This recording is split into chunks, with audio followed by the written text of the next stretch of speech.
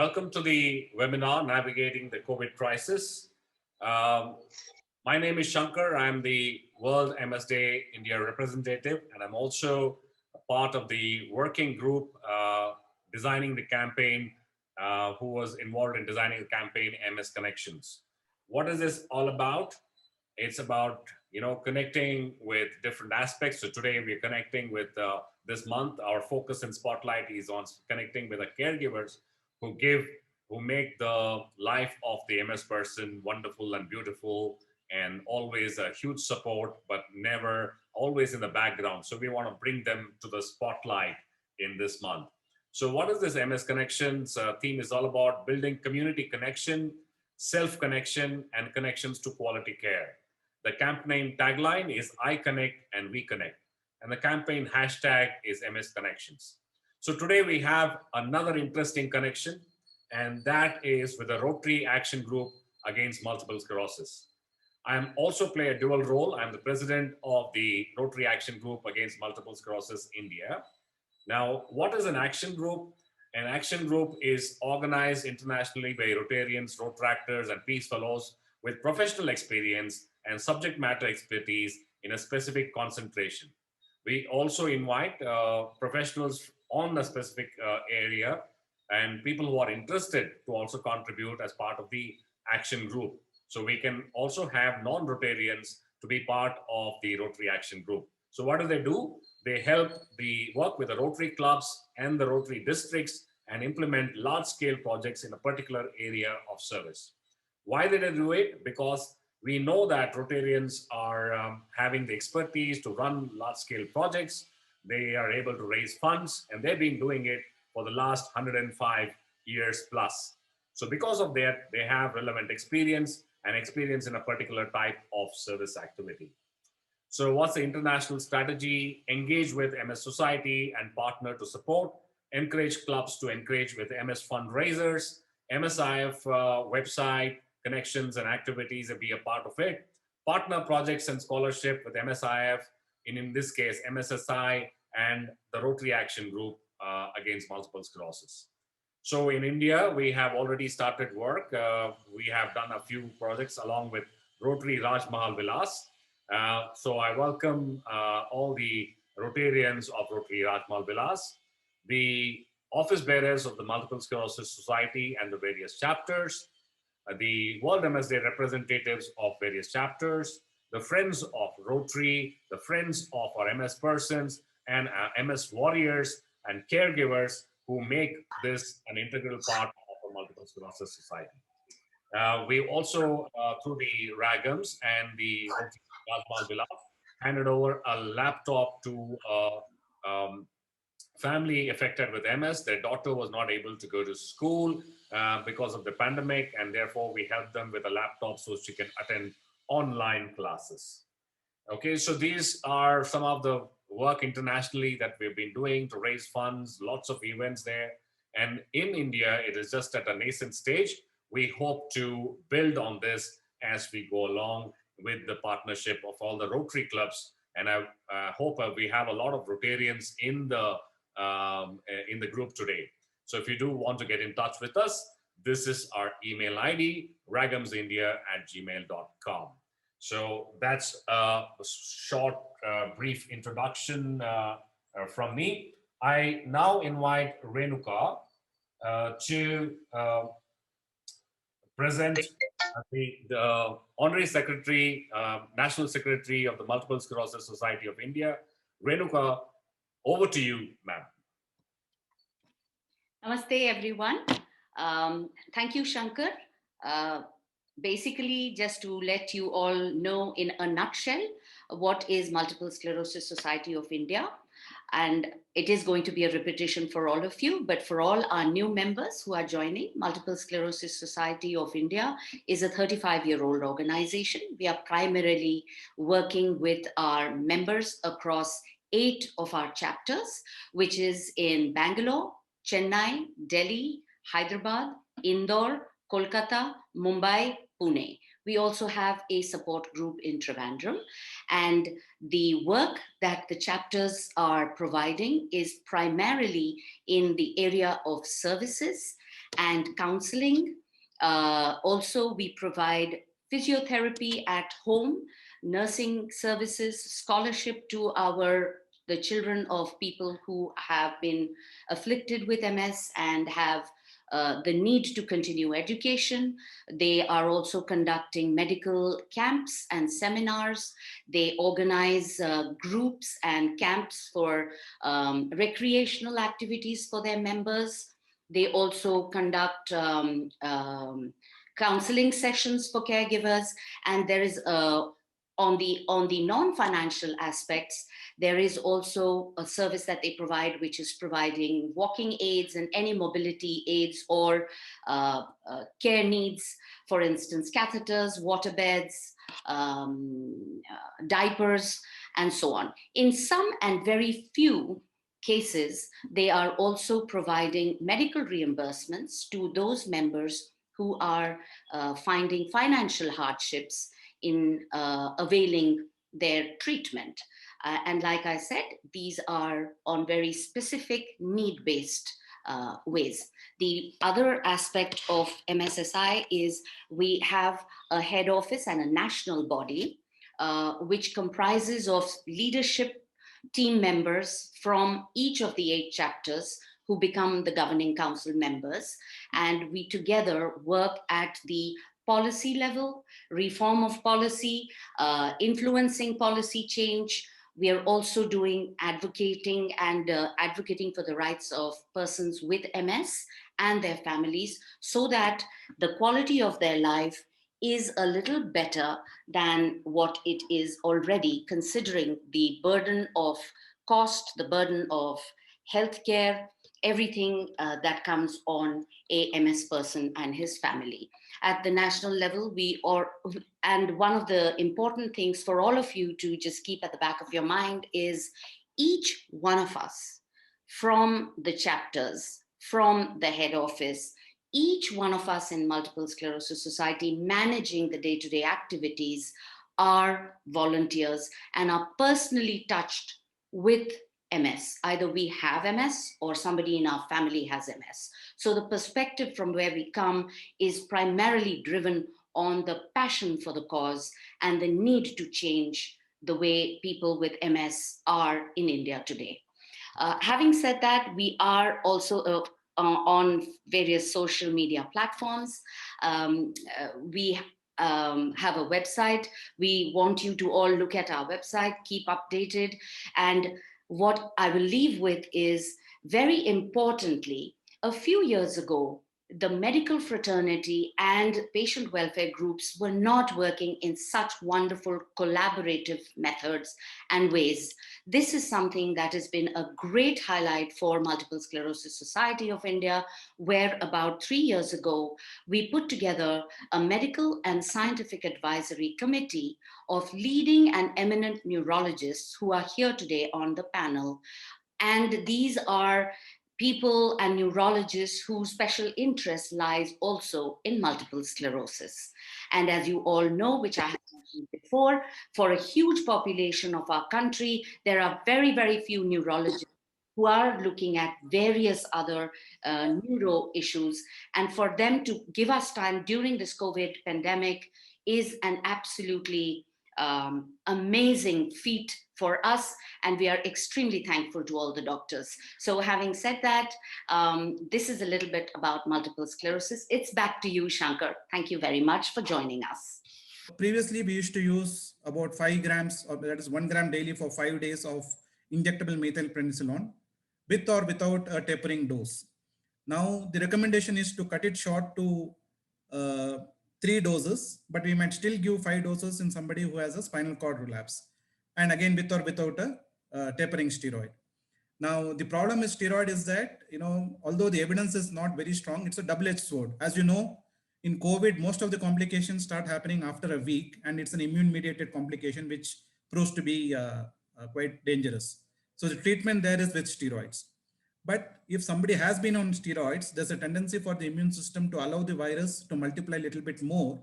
And what we have seen is those who have been on steroids, for example, people with rheumatoid arthritis, and in some instances, in India, the COVID treatment is not standardized. People treat the way they like. So there are many people who start steroids right from day one of the symptom onset. And these are the people who tend to have more protracted course of disease, and then they have more complications also. So it's ideal to keep the dose of steroids minimal and avoid wherever possible. And of course, if there is a significant relapse, there is no harm in taking steroids, but all precautions to prevent COVID infection is very, very important. Now, there is no problem with doing physiotherapy and symptomatic therapy. So many of our MS persons are on symptomatic therapies like muscle relaxants, dalfampridine or baclofen, and bladder medicines or other anti-fatigue medicines like amantadine or modafinil. And many supplements too. So there's absolutely no problem in taking all these medicines. And physiotherapy, probably you would have learned by yourself by now. So you can continue doing your physiotherapy by yourself, and probably if a physiotherapist can help you through online so that you can minimize the contact with outside world, that also is a great option.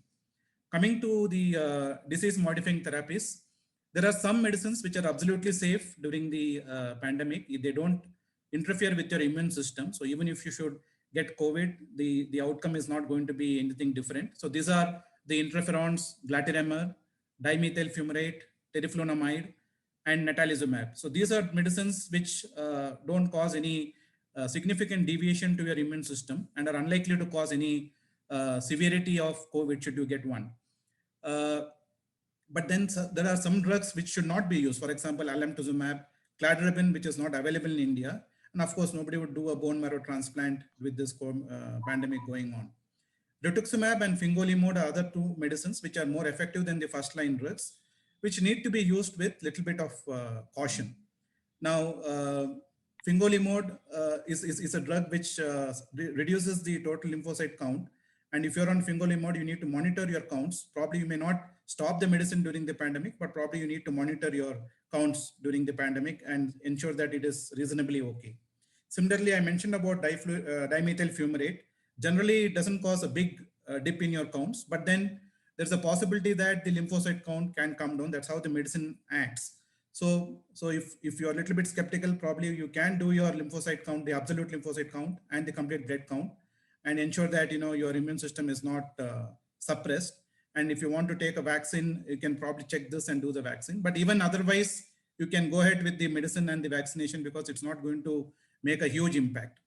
Now, rituximab is a tricky medicine. It's something which suppresses your B cells, and the B cell mediated immunity is going to be weak.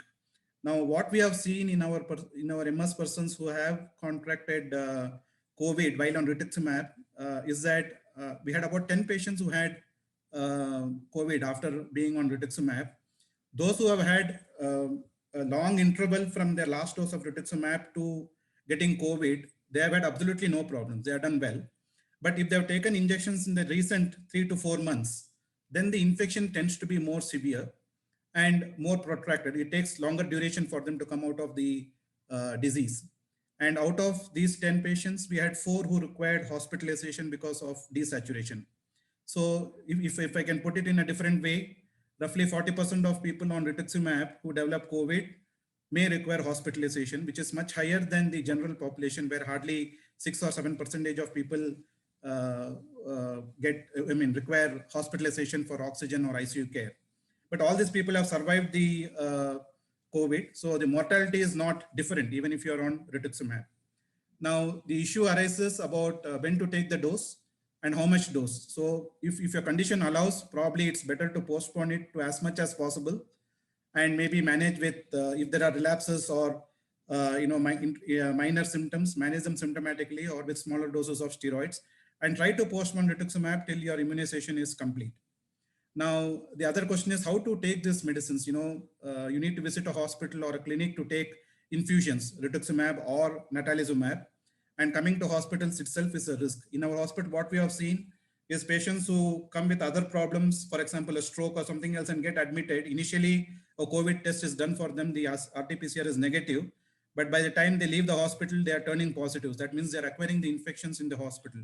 And every year, I'm sure in the country, we'll have plenty of crowding of COVID patients. And then, there's a risk to go through the ER in any hospital in spite of all precautions. So So there's a possibility that you can take some of these infusions at home. For example, natalizumab, many of our patients are taking them at home, and which is absolutely safe. But that cannot be recommended for rituximab. And as I said, it's better to postpone rituximab till you're vaccinated. We monitor the blood parameters in many instances, particularly for people who are on more on other immunosuppressants, for example, azathioprine or methotrexate or mycophenolate, and sometimes for people on fingolimod also. But then, we need to make a modification here so that you don't need to visit a hospital. And if there is a clinical indication to monitor your blood parameters, you can request somebody to come home. Now, in all places, you have got home collection of samples. You can do that after discussion with your neurologist if it is strongly indicated. If your previous parameters have been reasonably good, then probably routine monitoring can be postponed. And if your dose is high, then it has to be decided on a case-to-case basis. Now, coming to COVID vaccination, the question is, will the vaccine make MS worse? There's a very small chance for immune-mediated neurological adverse effects, but it's very, very small.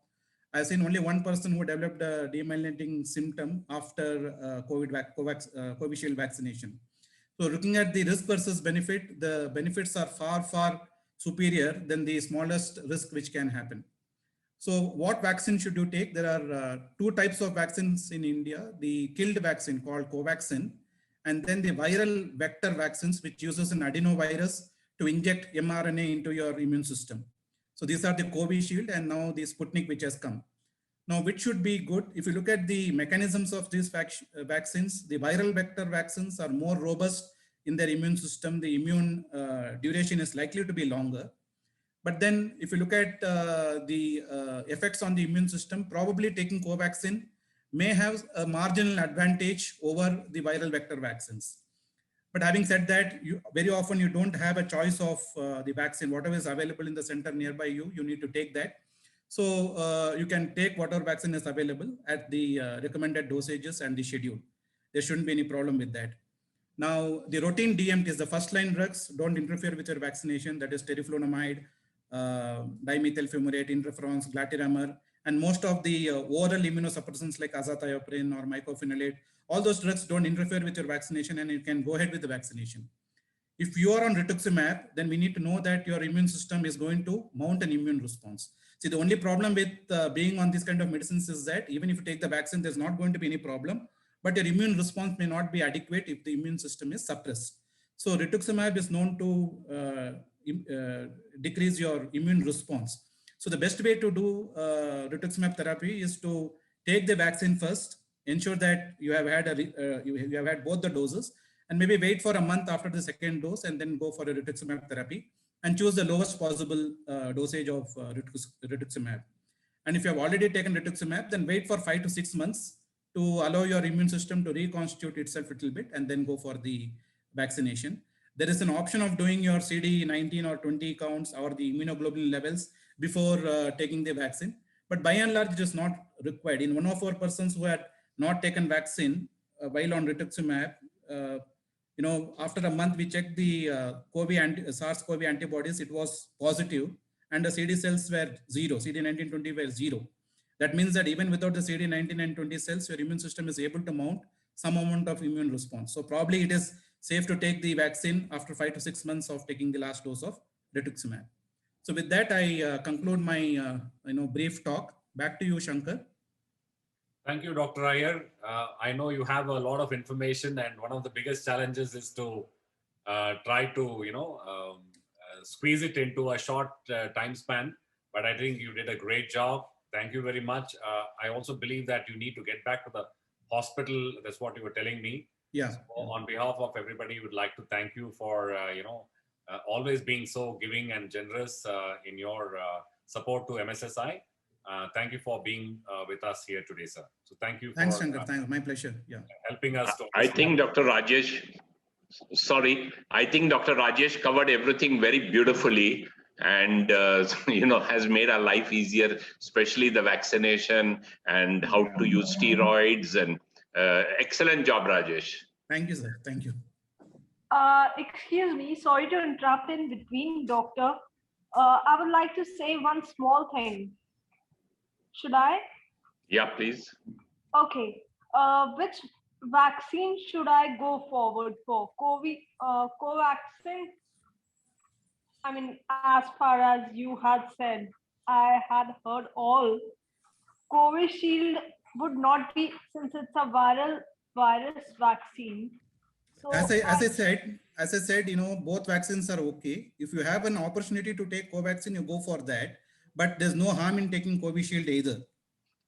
okay, Okay, okay. Thank you so much. thank Yeah. you. Thank you. I would like to also tell you that we have already gathered a lot of questions, and we would prefer to, go with the panel discussion following this. Dr. Krishnamohan is middle of a cyclone, and the weather is extremely bad in this place.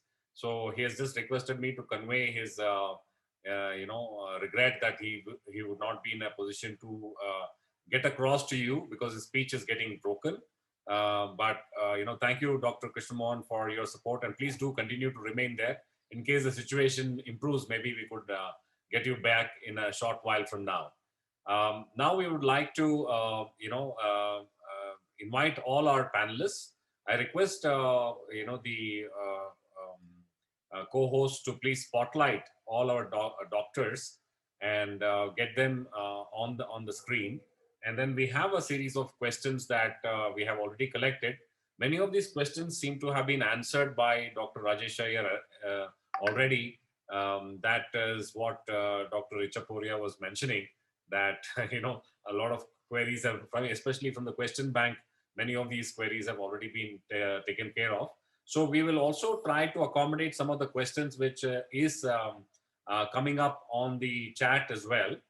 So please keep your questions going. And in case we are not able to handle some of the questions, we would probably try to answer them in another forum, or we would try to use the website or Facebook or social media to answer some of the queries that we're not able to answer in this forum. All right. So let me just ask, let's say, an opening remarks from each one of you. So let me start with Dr. Ichapuria. There's a lot of anxiety and there's a lot of concern at this point of time about the MS families and also the caregivers who are taking care of the MS persons. So I'd like you to just make an opening remark about some of the things that you're observing in your in the last 1.5 years. What are some of the things that you are observing? An opening remark from you, doctor. You have to unmute yourself. Yeah. I've just asked to unmute yourself. Yes, go ahead, sir. Yeah. So basically, the message I would like to give is that you need not be particularly worried. If you have MS, or even if you are taking some DMT drugs, the incidence of COVID is not more in the MS population compared to, now these have been studies which have been done in various countries. The incidence is not more, so you don't need to worry too much. There is a slightly increased risk if you're an older person, or if you're overweight, or if you're diabetic, but that is for general. People with disability, who can't walk, or who need a walking aid, they may be little more prone to severe COVID compared to the general population. That is because they have a physical disability, and maybe their respiratory system is also not so good.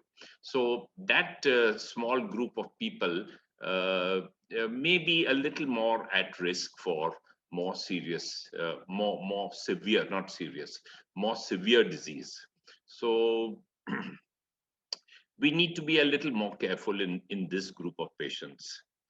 By and large, if you're taking interferons or Glatimer or oral drugs, your risk is not more than the general population. It's not more, so you don't need to worry about that. Even if you're taking natalizumab, maybe it is slightly more, but it's not significant. You can use natalizumab. The problem is with these depleting agents like ocrelizumab. We don't have it in our country. I don't think many people are on it, but a similar drug to that is rituximab. So if you're on that, maybe as Dr. Rajesh Iyer very clearly showed in his 10 patients, they may have a little more serious illness than the general population. But by and large, I think we should not worry too much about COVID in MS people. Of course, we are worried about COVID, and we have to take all the precautions. We are terribly worried about it. But MS people should not over worry that they will get a more severe illness. By and large, there will be isolated cases, but by and large, no. Thank you, Dr. Echaporia. We also request from Dr. Krishnamohan if you can make a special slide set for all the MS persons who and families and participants who have come here. They were very interested to see your slide pack. So maybe if you could send it across to us, I'll be in a position to share the slide pack with the rest of them. We'll probably upload it into our file section on the social media. So with your permission, maybe you could send it across to us so that it is self-explanatory, Dr. Krishnamohan. Sure, Shankar. I'll send it across. Okay. Thank you, sir. And now there's a lot of requests to also have address the group in Hindi. So between Dr. I do not know if Suresh Kumar is is comfortable with Hindi. I don't want to get into that space, but I'm just trying to attempt to see if I can speak to Dr. Banerjee or Dr. Mukherjee. If both of you are comfortable in Hindi, I'll go to you. So we'll start with Dr. Mukherjee first, and then we'll come to Dr. Banerjee. So now some of them also want to hear your address in Hindi. So maybe if you could also say something in Hindi to the Hindi audience and people who understand Hindi. Over to you, sir. I'm just asking you to unmute. धन्यवाद doctor mister Shankar, thank you very much. मैं ये कहना चाहता हूँ कि हम सबकी जिम्मेदारी है कि कोविड का स्प्रेड रोकें. ये बहुत जरूरी है. कोविड का स्प्रेड रोकना हम सबकी जिम्मेदारी है, इसलिए हम सबको वैक्सीनेशन लेना है. आप ये मान के चलिए कि वैक्सीनेशन जो है हमारा सबको कराना जरूरी है. किसी भी कारणवश क्योंकि हमको एमएस है इसलिए वैक्सीनेशन नहीं कराना, ये जो सोच है ये निराधार है. हमें वैक्सीन लेना है और जितनी भी वैक्सीन हमारे पास उपलब्ध है इस समय देश में, चाहे वो कोविशील्ड हो, चाहे कोवैक्सीन हो, और अभी मैं ये कहूंगा स्पुतनिक भी आ गया है, तो ये तीनों बिल्कुल सेफ है और हमको लेना है. जो सोचने की बात है वो ये है कि जो जिनको एक दवाई चल रही है रिटुक्सीमैब, जैसे डॉक्टर साहब ने बताया पहले, तो रिटुक्सीमैब लेने वालों का भी ले सकते हैं, क्योंकि देखिए अब 2 साल होने वाला है इस कोविड वैक्सीन को. जो जिनका रिलैप्स हो रहा है या जो रिटुक्सीमैब में स्टेबल है, बहुत सारे पेशेंट, मेरे भी बहुत सारे पेशेंट रिटुक्सीमैब में हैं, तो उनके लिए मैं ये संदेश देना चाहता हूँ कि उनकी टाइमिंग थोड़ा हम एडजस्ट कर लें. जैसे अभी कोविड इस समय एकदम पीक में चल रहा है, तो इस समय ना लें, हम बाद में ले लें, थोड़ा सा उसको डेफर कर सकते हैं, उसमें कोई नुकसान नहीं है. लेकिन जितनी भी वैक्सीन है बहुत सेफ है, सुरक्षित है और हमें लाभ है, और हमें ये वैक्सीन लेना मैं समझता हूँ कि बिल्कुल जरूरी है. इसके लिए बिल्कुल कोताही ना करें, अवश्य लें. Thank you, Dr. Mukherjee. Dr. Banerjee, आपसे भी पूछना था कि lot of questions are coming up कि पहले डोज कोविशील्ड ले सकते हैं, उसके बाद कोवैक्सीन ले सकते हैं, because suddenly somebody said, okay, this is more effective and all that. So there's a lot of confusion about whether we can mix the vaccines and stuff like that. So would you like to please share your thoughts, sir? Well, I think there are some studies going on, but it's not come into real world that you can mix the 2 vaccines together. The general policy is to use one particular vaccine, and the second dose that you should give will be the same vaccine. Well, what the outcome will be if you mix and match the 2 vaccines, it is still not known.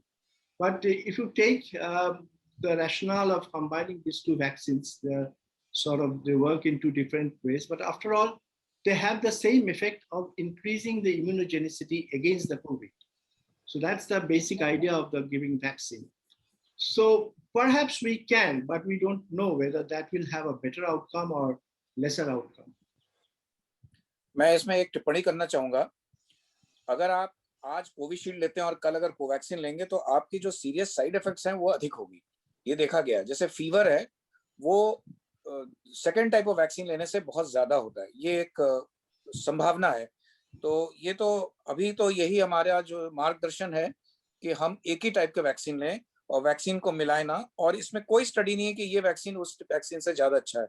मतलब हमारे पास जो इस समय उपलब्ध है देश में, जो बाहर की वैक्सीन है जो आने वाली है, क्योंकि अभी बहुत सारी वैक्सीन विदेश से भी हम लोग इंपोर्ट कर रहे हैं, उनमें जरूर कोई फर्क है, उनमें हो सकता है कि कोई इफेक्टिव हो, वैक्सीन में फर्क हो, लेकिन जो एक बार वैक्सीन ले लिया वो एक ही वैक्सीन है। सिर्फ जॉनसन एंड जॉनसन का एक वैक्सीन है जो सिंगल डोज है, जो नेजल स्प्रे टाइप का है।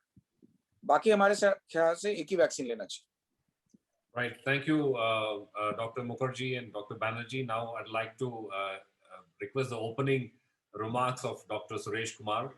I know you work with a lot of MSPs, and I'm sure you have some experience in the last 1.5 years about working within the COVID situation. So do you have any comments and thoughts that you would like to share, Dr. Suresh? Yes, good afternoon to everybody. Thank you for inviting me, MSSI, to be on this panel. Thanks, everybody. Now, as you know, we have a fairly large multiple sclerosis clinic and follow-up registry where we follow close to up to 300 patients of MS. Sir, Dr. Suresh, the voice is not coming clear, so maybe you can keep the mic close to you, sir. Can you hear now? Yes, better, sir. Better, sir. Yes. Yeah. So actually, what I was telling that we have a large number of MS patients who are under our follow-up, maybe close to 300 patients. And we have been following them up all very carefully for the last, from January of 2020 to now. And what I find is that how we are doing this is by various ways, like we have our social workers contacting these patients. Then there are, we have an open line number by which they can contact us. So we, or they have our email IDs on which they are allowed to ask questions and etc. So what I would definitely agree with what Dr. Echevarria has said, that we really didn't find any much increase in, incidence of COVID in multiple sclerosis patients compared to other patients like patients of stroke, Parkinson's, dementia. So we really didn't find anything, more any. So I would say that we should not be worried that because you have multiple sclerosis, you may stand a more chance of getting COVID. But always it is better to be careful, because you will be on various disease modifying therapies. And of course, depending upon the severity of the disease and the progression of the disease, at some stage you may be more vulnerable than at the early stages of the disease. So it is always better to be at home and take all the precautions whenever you are going out. So that is always advised, but you need not worry that you stand up, more chance of having COVID compared to other. The second question, which I usually get on my hotline number and even personal mobile numbers, are patients asking, sir, can we take a vaccine? So this is the question I am hearing most from for the last 1.5 years. This is the question which keeps on ringing in my ear all the time. Sir, can I take vaccine? I'm a patient of multiple sclerosis. So it has been very clearly told by our other panelists that taking of multiple sclerosis vaccines are safe. And right now you have choice between 2 vaccines which are available, that is Covishield and Covaxin. And really there's no choice right now. I would say which is available to you earlier, you take that vaccine. There's nothing to tell that one is superior to another or anything of that sort right now. There's no evidence really to say. So I would suggest that, whichever vaccine is available to you, please you take the vaccine. There are only certain special situations where you have to delay your vaccine or modify the vaccine a little bit. Like, for example, if you're on high dose steroids or high dose immunosuppressants, you need to wait for some time. Rituximab has already been elaborated very well here, and the need to wait if already you are on rituximab maybe for 3 to 4 months, and you can prolong the rituximab dose as much as possible, the second or the subsequent dose, till you reach a stage where the COVID wave is on the decline or the risk is less. So that probably that may be the time for you to take your second dosing of rituximab. So a little bit of timing is important. Suppose you want to put on medications like rituximab and you haven't vaccinated, then you first do the vaccine, wait for about 4 weeks, and then start your DMT. So these are some of the things which I would like to tell that from our experience. There have just been 2 patients out of 300 who came with a relapse. And there were just 2 patients after vaccine who developed some sort of a demyelinating incident. So these numbers are very minuscule, and really, you need not be afraid in any way to vaccine. Thank you, Dr. Suresh, for that wonderful explanation. I think a lot of questions have been answered in that opening remarks of yours. Dr. Ichapuria, one question to you is that there's a lot of questions about our friends who are pregnant, and persons with MS who are pregnant, and they want to know whether a vaccine is safe, or should they be careful about some things. So is there any caution for people who are pregnant? Dr. Ichapuria, would you like to take that question? Yeah, as of now, in India, I think pregnancy vaccination is not allowed. Though, there are studies to show that it is safe, but those are mainly for the mRNA vaccines. So we don't have data at present, but I think they would be safe. I don't see why they should be unsafe. But anyway, at present in pregnancy, it's not allowed. In lactation, actually, I see no reason why they should not be allowed. But I think on the label still it is a contraindication. Maybe it will be removed very rapidly, and I think it's already removed in some cases. So my personal view is that lactation shouldn't be a problem at all, and it's on its way out. The contraindication is on its way out. Pregnancy is still a policy decision, still needs to be taken on that. It seems to be safe. The signal is that it is safe, but just now we just need to wait a bit. I think we lost you. Yeah, sorry, we lost you for a minute. Okay, we are all back. Thank you, Dr. Ichapuria. We'd also like to ask Dr. Banerjee that there are some questions about people having shortness of breath and when they have MS, and sometimes it can also be related to the COVID situation as well. So have you had any situations, or do you want to talk about this fact that some people have shortness of breath and they suddenly get anxious that it could be COVID as well? So is this common with MS persons, the shortness of breath? Well, today's situation is like that. We have COVID infection so rampant. So whenever you see a patient complaining of shortness of breath with cough, we think we have to exclude COVID. But quite a few cases with hyperventilation syndrome, patients with anxiety and all that, they develop shortness of breath. And I've got quite a few calls like that. I ask them to check on your pulse oximeter. What does the pulse oximeter say?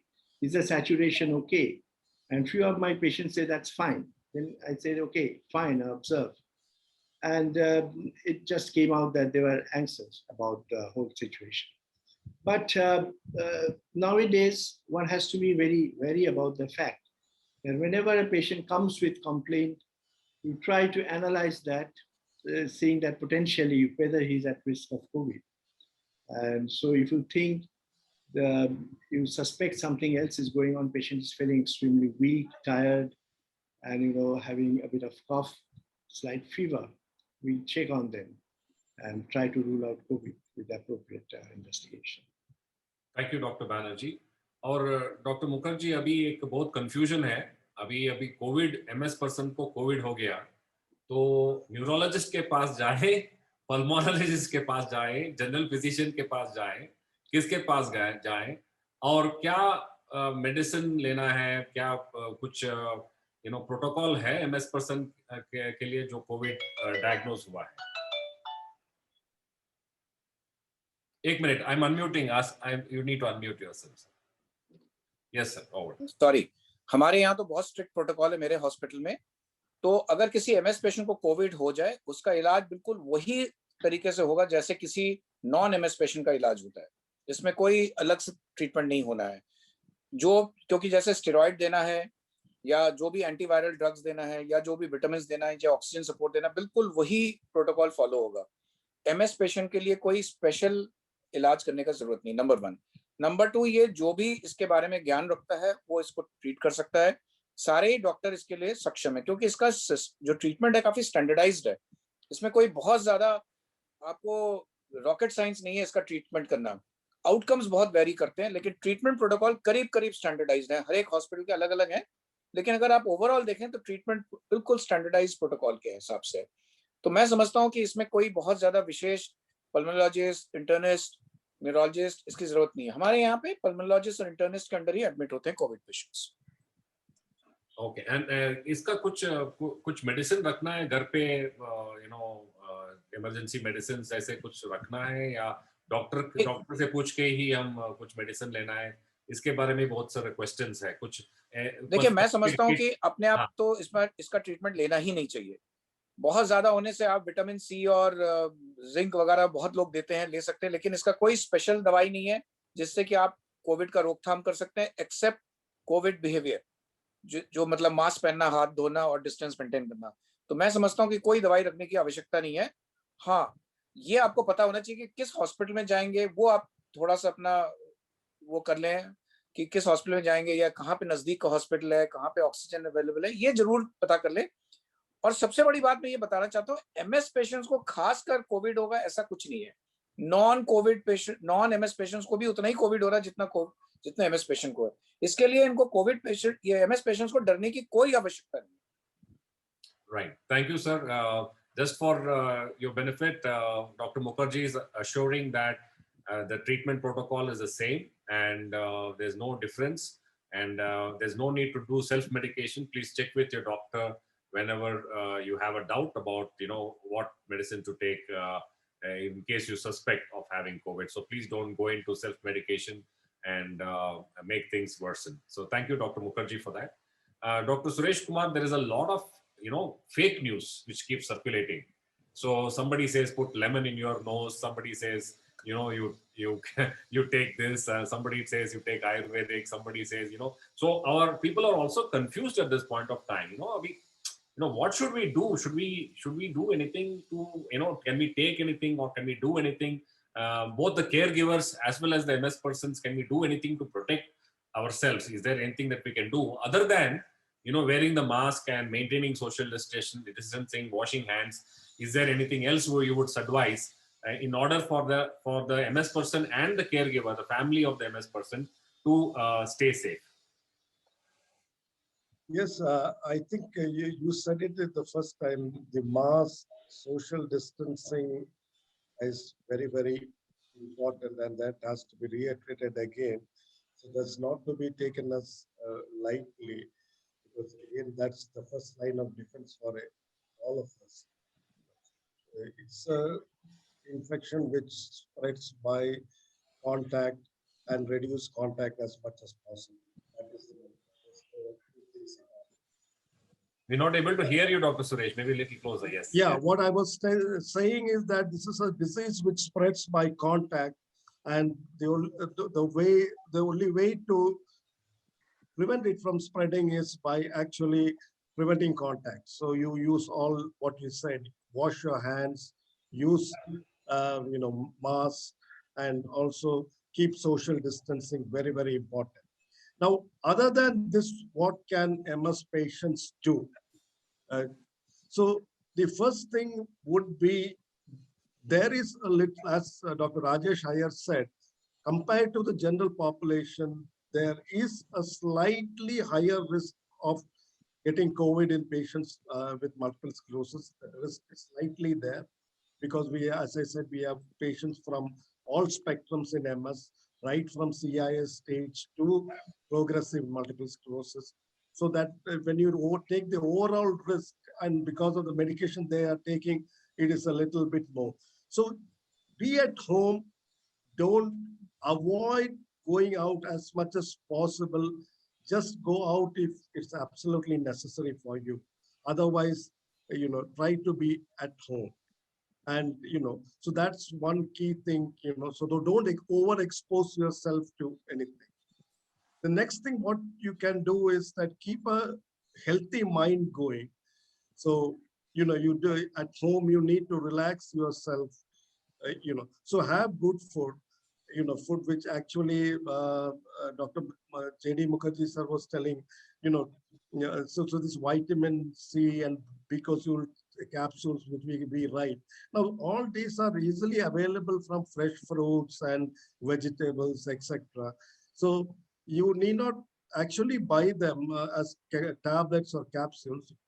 You can have, fresh fruits, foods. So keep yourself going healthy. Do light exercise every day. So you see that you spend about 40-45 minutes on yoga and, things like, relaxation therapies, whatever relaxes you. For some person, it may be reading a book. For another person, it may be watching a movie.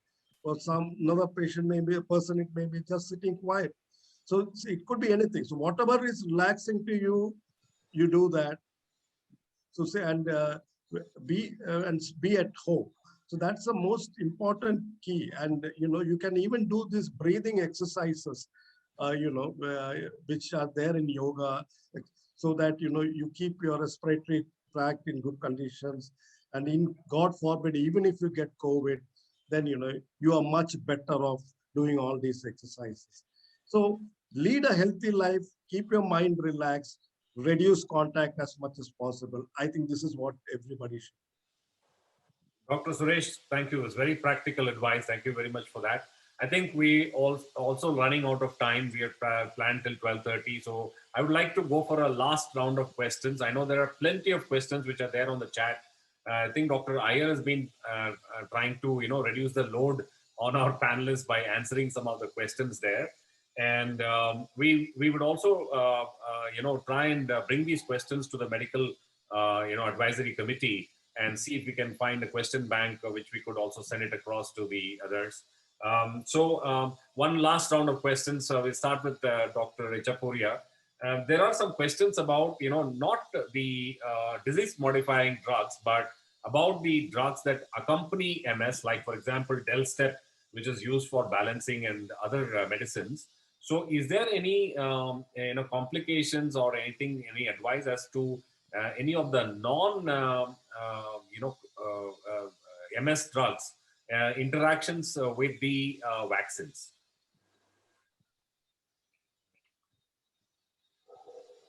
You'll have to unmute yourself. Yeah. Doctor, you have to unmute. No, there's no interaction. You can safely take all of those drugs. I saw some questions on chat about Liofen and Tizan and Dalstep and, the drugs for pain, drugs for urinary bladder and incontinence. All those are safe.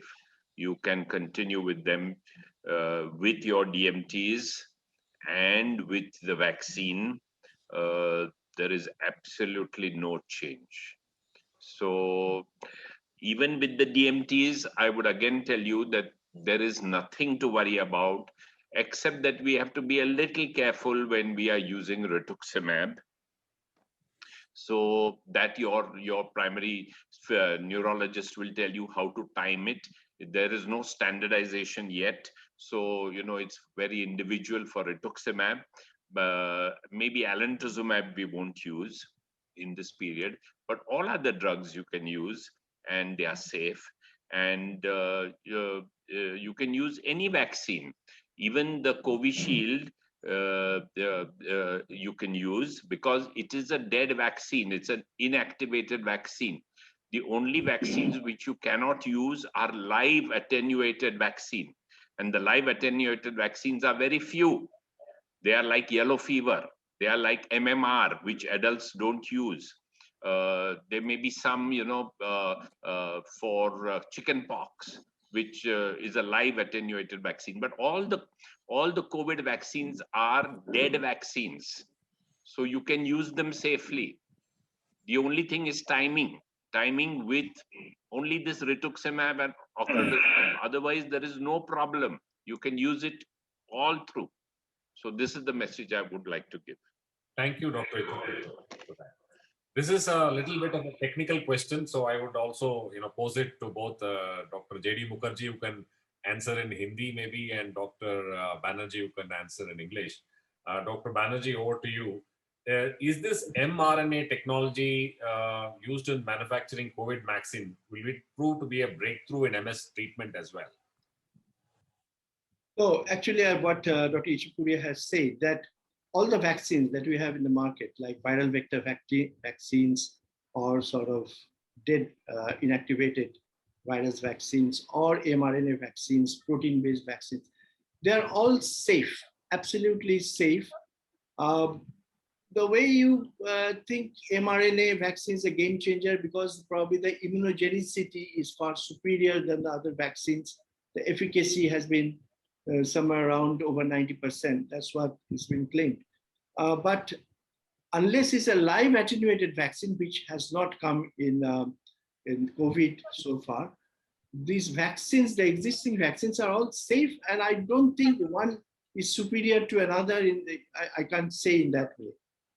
They're all very good vaccines. I mean, not that you have to take mRNA vaccine because you are having MS. That is not true. You can take any vaccine now, whichever is available, but get vaccinated as early as possible. That should be the message. Thank you, Dr. Banerjee. Dr. Mukherjee, आप कुछ बोलेंगे आप? जी, मैं ये बताना चाहता हूँ कि ये जो BioNTech की जो mRNA वैक्सीन है, इससे माइस पे एक्सपेरिमेंट हुआ है, और उन्होंने ये इसकी डिजीज की जो mRNA वैक्सीन जो उन्होंने माइस पे यूज किया, लैब माइस में, उसमें इन्होंने देखा है कि इसकी जो सिम्टम्स है वो कम हो गए। तो ये टेक्नोलॉजी ब्रेक हुआ है, और ये BioNTech है, जो जर्मन एक्चुअली बायोटेक्नोलॉजी कंपनी है। उन्होंने फाइजर के साथ ये डेवलप किया हुआ कोविड-19 वैक्सीन, जो अभी यूएसए में अप्रूव्ड है। और इस mRNA टेक्निक के द्वारा ये देखा गया है कि मल्टीपल स्क्लेरोसिस लैब के माइस में, ह्यूमंस में नहीं हुआ है। लैब माइस में इसका जो वो बंद हो गया है। तो प्रोटेक्टिव कवरिंग नर्व सेल्स का है, वो वायरस से बचाता है, और इम्यून सिस्टम जो हमारी खराब हो जाती है उससे भी बचाता है। तो ये एक अभी बहुत टाइम लगेगा, ये तो अभी जस्ट रिसर्च हुआ है, ये शोध कार्य है, ये समय लगेगा, हो सकता है 10 साल लगे। तो ये एक ब्रेकिंग टेक्नोलॉजी है। Right. Thank you, Dr. Mukherjee. Dr. Suresh, over to you. Lots of questions about, people are very anxious about once they take the vaccine, then they do an antibody test and they figured out that, okay, I got only 6 or I got 11, I got 25, I got, so everybody's, getting, not only MS person, but also everybody generally in general. So anything that you would like to share about these concern about antibodies after the vaccination? Should we be testing for it? Should we be looking at it, or what is the significance? I think you just take your 2 vaccines in the prescribed time, which has been told, and then just forget about it. Don't do antibody testing at all. Because the antibodies, what are being shown, has no relevance to how your immune system is protecting you. So, and even the cells, there are particular immune cells which actually get reactivated again when you have the second infection with the virus, or a second, with the antigen. So these cells are the most important cells. So they are the memory cells, and they act. So it's immaterial what antibody you have in your.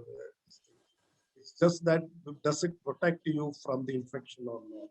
So I wouldn't recommend antibody testing after taking vaccine at all.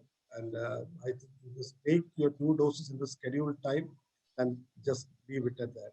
I would open this to any other panelists for any other opinion from my co-panelists.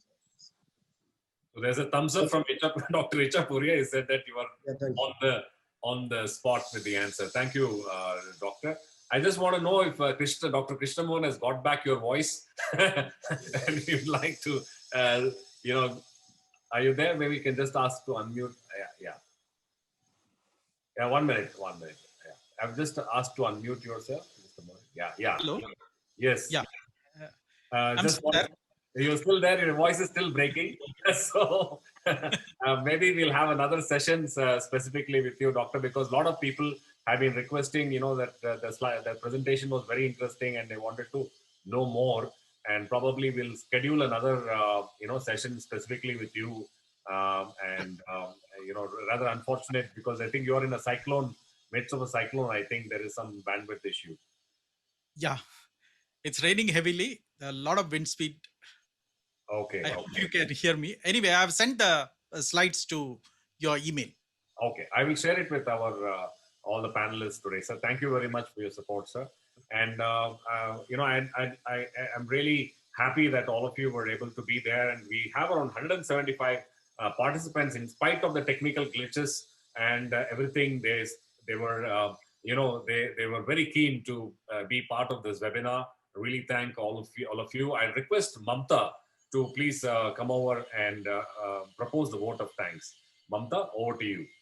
Yeah, I think one more thing I would like to suggest. If we could share the questions which have not been answered so far to all of our mails, then we would try to answer them.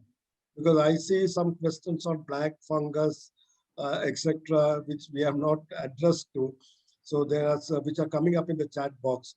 So if we could segregate them and send them to our emails, then we will try to answer as much as possible and send it back. Renuka ji, anything that you would like to share in terms of how do we handle the questions that, the plethora of questions which have come in chat as well as in the questionnaire. I think, the time was really not enough to do justice.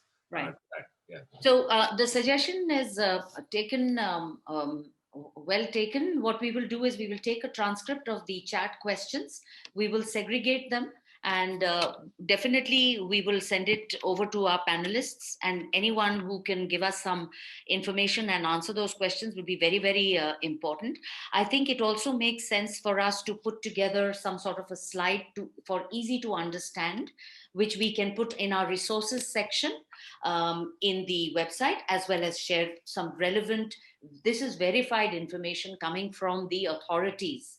So, that is something we can definitely do, and it will add tremendous value to our members who have taken the trouble to stay with us in spite of all the technical issues.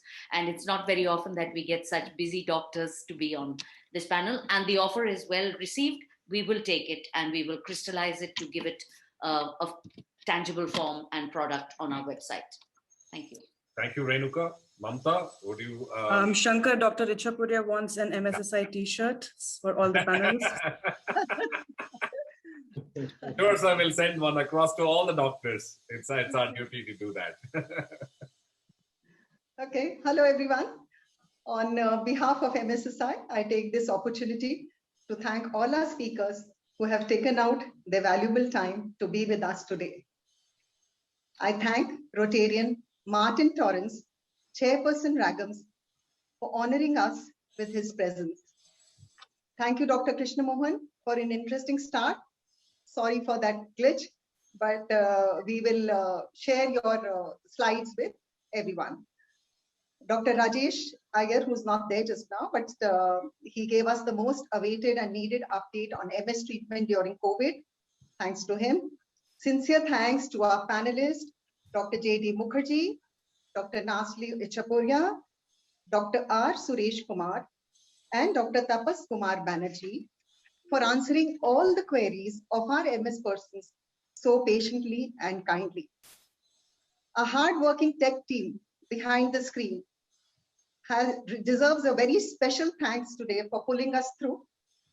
This is Javed Hassan, who's our MSSI project director, Nazia, our communication and campaign manager, Tanya, MSSI volunteer, and Venkatesh, our website in charge. A heartfelt thanks to our audiences, who is World MS Day representatives, Rotarians, volunteers, caregivers, MS persons, their families, friends, members, and guests. Thank you and stay safe. Thank you, Mamta, for that. And I request all of you before you leave in, appreciate your comments on the chat. We will, look forward to your feedback. And here are our contact details. If you want to get in touch with us, please get in touch with your nearest chapter. And if you need any help, we are there to support you. We are with you. And I also would like to ask you to please keep a tab of our social media for the upcoming events. Mamta, what is the next event on the schedule? What do we have?